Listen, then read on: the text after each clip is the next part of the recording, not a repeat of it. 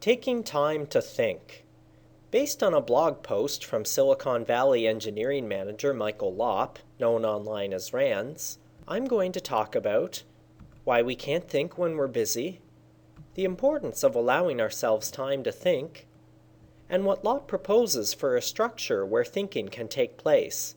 Again, for the YouTube audience, I stress that I did not write the original article, nor am I the genesis of these ideas. This presentation is based on a school assignment of summarizing an existing IT-related article.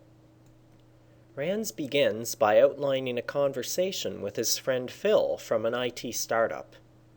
See, we needed to speed up our release cycle, which is, of course, insane, but we figured out a way. We call it train releases. We've got 4 releases going at the same time, and a train leaves the station every month. If a feature is ready to go, it gets on the train. And if it's not, it waits for the next train. We've already released 2 trains in 6 weeks.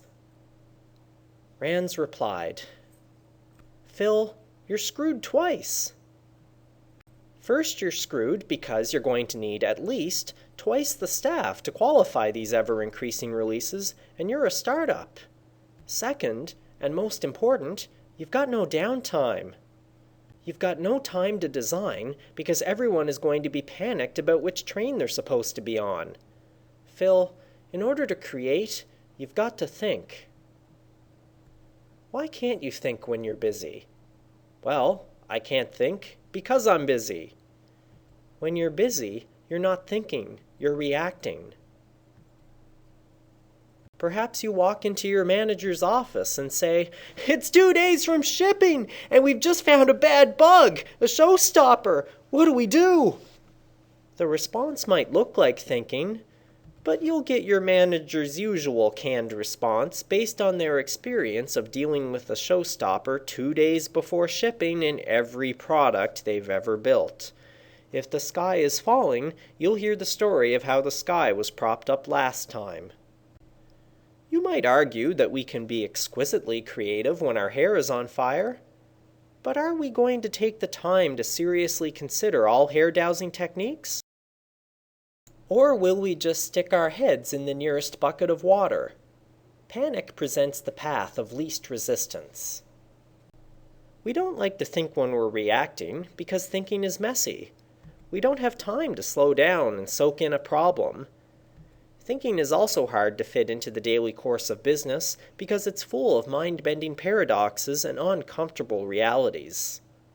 Some realities about thinking. Thinking is not something you can constrain by time or a meeting. There is no beginning and no end, so you don't know when you're done. Doing more thinking always pays off, but time is money, and you've got 27 other meetings this week. The more people you include in the thinking process, the more genuine ideas you'll find, but the process of finding those ideas will linearly slow down with each person who shows up. And everyone thinks differently. So when to think? Right after your big project. It's when all the things you've learned are at the top of your mind. You've all just gone through the ringer. You've had to live with all your mistakes and other poor decisions.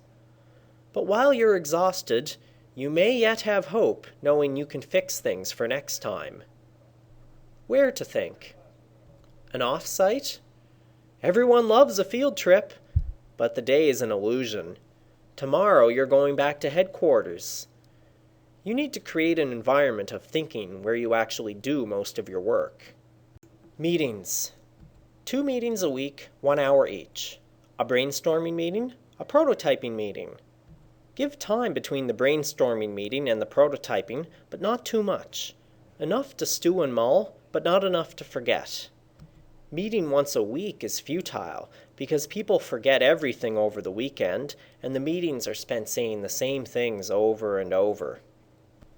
Who to involve? You need a driver, not unlike a scrum master. The driver will moderate the conversation, add structure, and take notes. For everyone else, you don't want everyone on the team. Start small and let momentum build. If you know what the topics will be, invite those who have an educated opinion, or pick people at random. Rand says to beware of obstructionists living all-react lifestyles. Every idea is mapped against their previous experiences and declared unoriginal. First brainstorming meeting. Relive the pain and vent and come up with hot topics that you want to address later. Second meeting. Look at the results of the brainstorming meeting and build from there. Keep prototypes lightweight. Use wireframes to give geometry of visuals without suggesting look or feel. Is it effective? Are decisions being made? Are you working together well enough to make decisions? If so, good. Are decisions being revisited? Are you flexible enough to go backwards and refine a previous decision? If so, great. Are the players changing? If it's a sizable project, you probably didn't pick with your first choice members that would present a comprehensive viewpoint. There's probably still a diversity of thought sitting outside, so mix it up. Are basic truths about the design showing up? These are decisions which are made that define the basic design of your problem. They'll show up, stand up to scrutiny, and go viral. Is it therapy or work? After a brutal release, you'll probably spend the first few meetings venting. That's okay in the beginning, but it shouldn't go on like that forever. Are holy crap moments occurring? Like a holy crap, we're completely wrong moment. Infrequent, disruptive, and a good sign. Is the to-do list growing or shrinking? Early on it should be growing, but near the end of the design phase it should be getting smaller. You can't solve every problem in the product on any given release. It's a bottomless pit. Better is the enemy of done. Just look at PHP. Rand's rule: you should be staring at one hard decision per meeting, otherwise you're just chatting. When to stop. The meetings will probably slowly die off as design moves into serious development. During development, you want to be answering questions more than creating them. Google used to have a 20% rule, 1 day a week working on your own projects, essentially 20% of the engineering budget on thinking. Gmail came out of it. But rumor has it that they're increasing the red tape and requiring specific proposals and permission in order to use it. Still, here we are using Gmail every day. Potential for wild success and giving the workers a bit more autonomy on how to spend their time are both potential benefits of implementing such a strategy. And this is where, for the classroom audience, I would ask if there were any questions.